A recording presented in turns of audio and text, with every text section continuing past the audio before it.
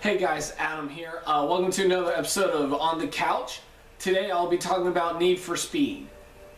Basically, if you're going to be going to this movie expecting a faithful adaptation of a video game, you'd be partially right.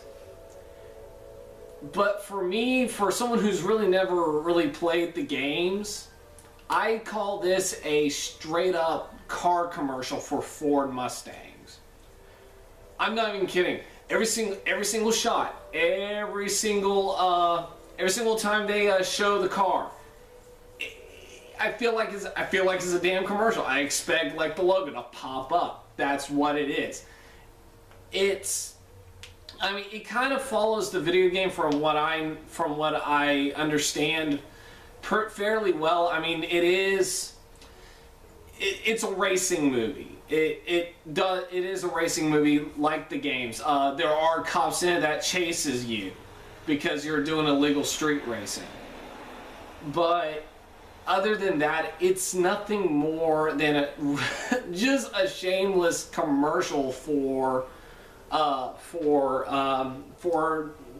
new Mustang. That's really it. Hell, they even go so far as to give you all the specs, all the custom details of this thing, and they even go as far as to constantly remind you that this is the Ford Shelby that was being made by both Shelby and Ford before Carroll died.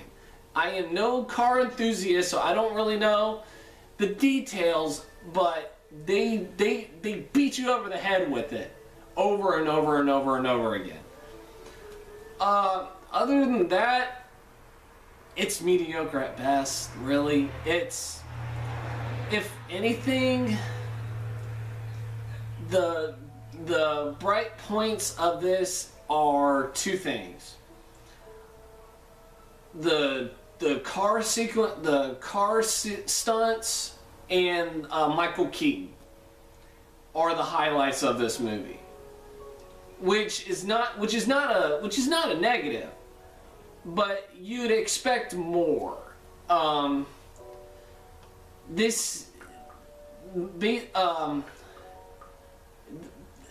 stunts are really good. However, I mean they're fucking fantastic.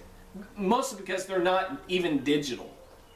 And I like that. I like the fact that they're not digital stunts. They're actually real stunts with cars. Also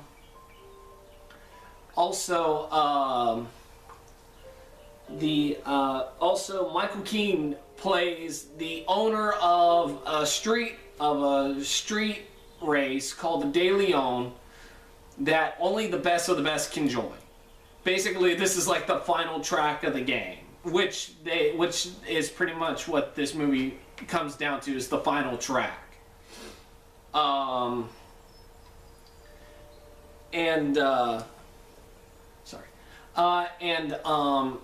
He just acts like he's having a blast, and he's just having a blast in this movie. I also feel like this is meant to be his audition tape for Beetlejuice 2, because there are times where he talks like this. Hey, how's it going? I'm Beetlejuice. Ha. It's hilarious because he's really the only one who actually gives a shit in this movie. The rest of them don't even fucking care. I mean, and that's saying a lot, because I've never watched Breaking Bad, ever, and I really need to. But as far as I know, as from what I've heard, Aaron Paul is a phenomenal actor. Not so much in this. He's not really giving it his all in this. He acts bored in this movie. Imogen Poots hands it up pretty fucking well, but there's no excuse in terms of her, the way she acts. People are saying like, oh yeah, she's underrated. I don't see it. Plus, she looks like she's fucking 16, even though I know she's not. But she fucking looks it. The supporting cast are probably the worst thing about this movie, though. I mean really the worst thing, because they are stereotypes. I mean, fucking stereotypes. And there's like a running gag of this movie where the black guy of this group is always talking about, oh yeah, I can fly an Apache helicopter, blah blah blah. The thing is, though, the scene with the Apache helicopter has been shown in the trailer so many times, so the fact that he can fly an Apache helicopter is no big surprise to the audience, which kind of ruins it for us. Plus, he gets arrested after flying the Apache helicopter just so he can have more shenanigans in the jail cell, just acting like the black guy. There's really nothing to this character except that he's black. Same thing with the rest of them. You got the Hispanic guy who chews on a matchstick all the time. He's like the second in command of the operation. He's the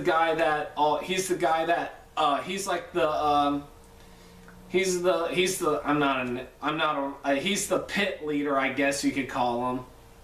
And then you got the then you got the funny guy, the guy that does the tune-ups and whatnot, who's all funny and wacky, and again, there's no character to these guys. They get at first they were kind of charming, but then they get really, really fucking grating as the movie goes on, because I mean, you don't see them as much, but you see them enough to where you wish they weren't there in the first place. You know what? Actually, I even skipped over the plot. I am sorry. The plot is, and if you see in the trailer, they only give you half of it. This is not a Fast and the Furious ripoff. This is a racing movie. But it's also basically Death Race, or Death Race 2000 I should say, where the main character is framed for the murder of his best friend, by this evil rich guy. So after 2 years in jail, he's finally released, and he decides to go get his revenge by racing in the De Leon track race, and to prove his innocence by breaking parole.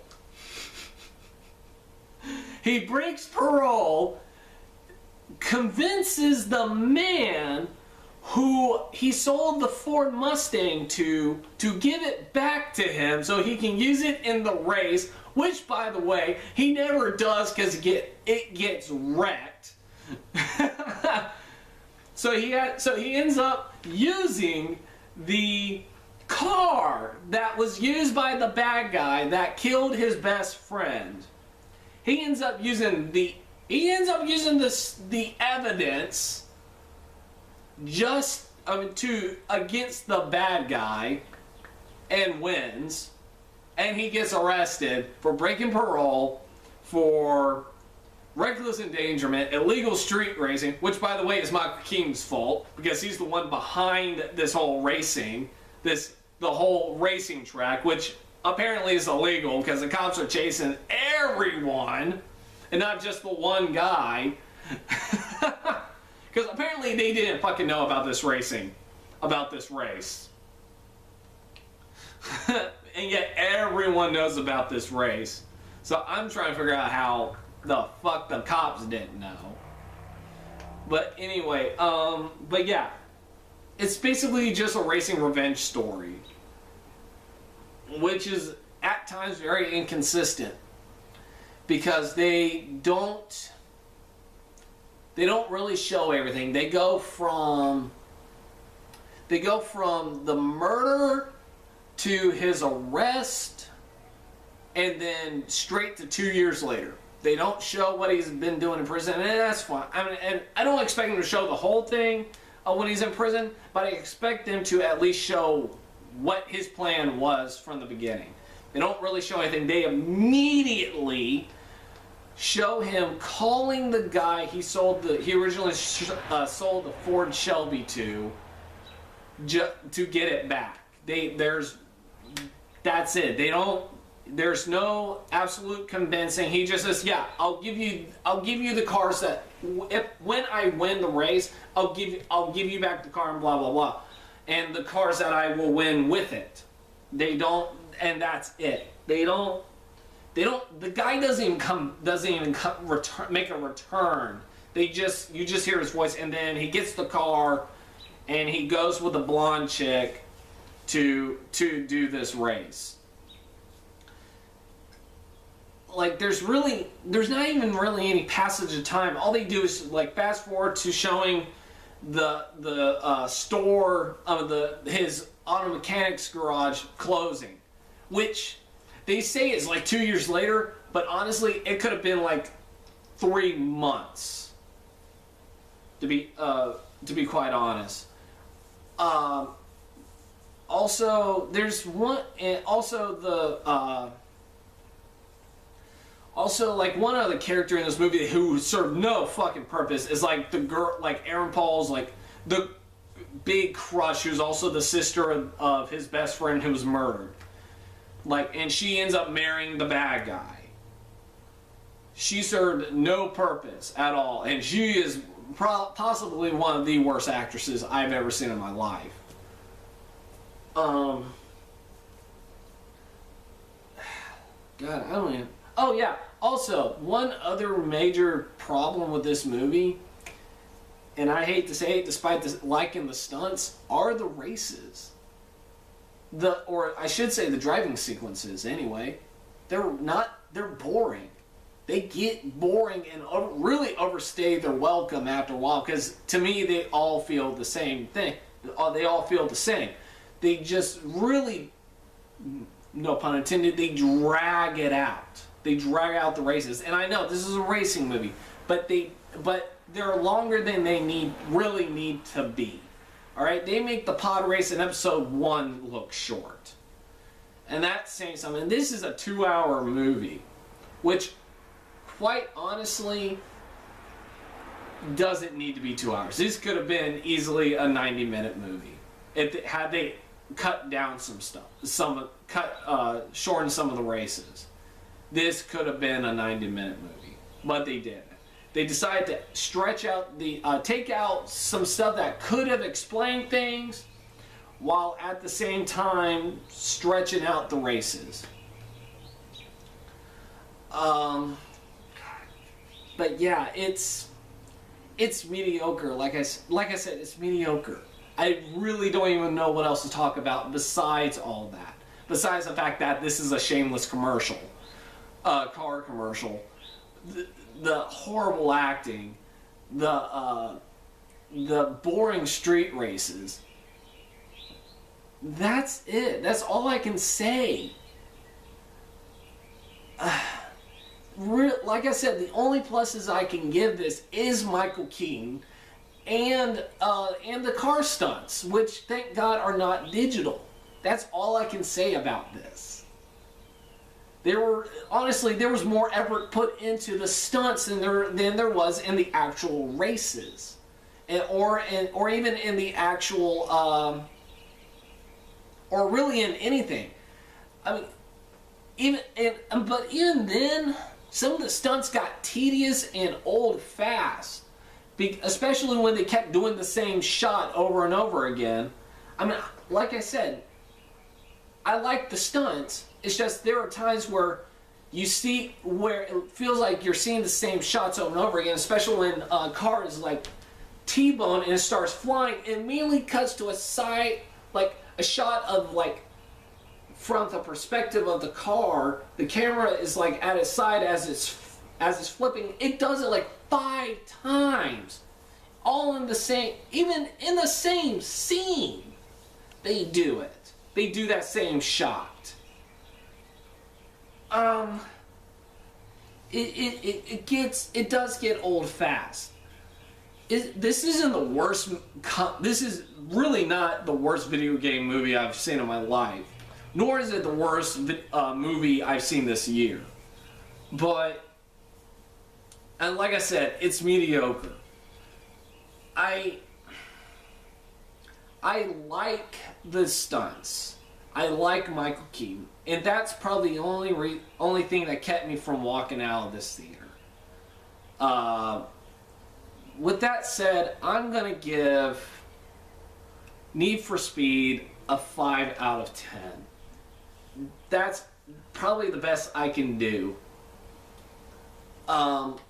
It's just, I mean, if you like jerking off to cars, you're gonna like this movie. As for me, I'm not a car guy. I'm really not that big of a racing fan, racing video game fan at all.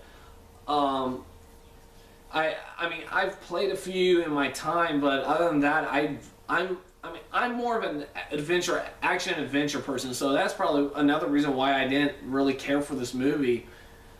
But there wasn't really much effort put into it except for the stunts.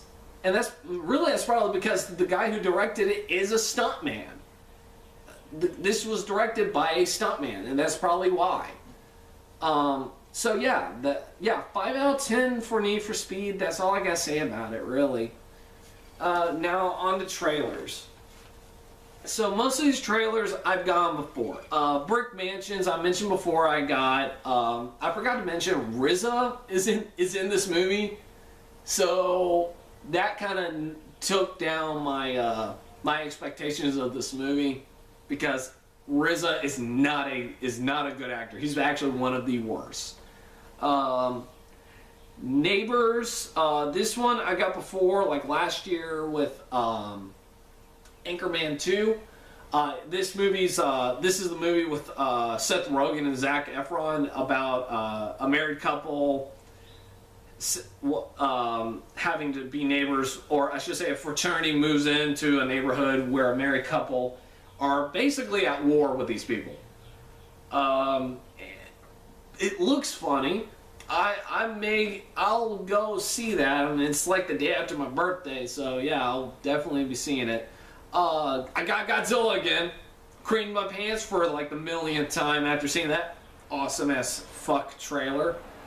22 Jump Street, same trailer, still funny. Dawn of the Planet of the Apes I got again. The newest trailer I've gotten is called $1 Million Arm, which is being made by Disney. It stars John Hamm and is about a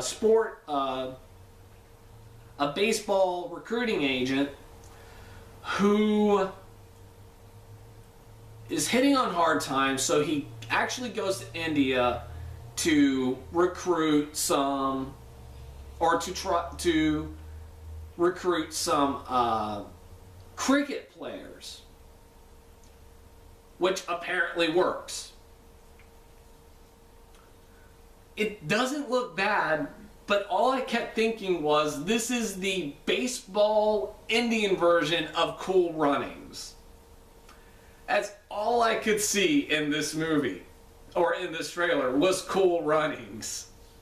Which, again, like I said, is not bad. On the upside, Alan Arkin is in it. Maybe this will be a really good Alan Arkin movie. Or really, maybe this will be good, especially with Alan Arkin. I enjoy Alan Arkin a lot. I mean, he was fucking hilarious in Little Miss Sunshine. He looks like he's funny in this.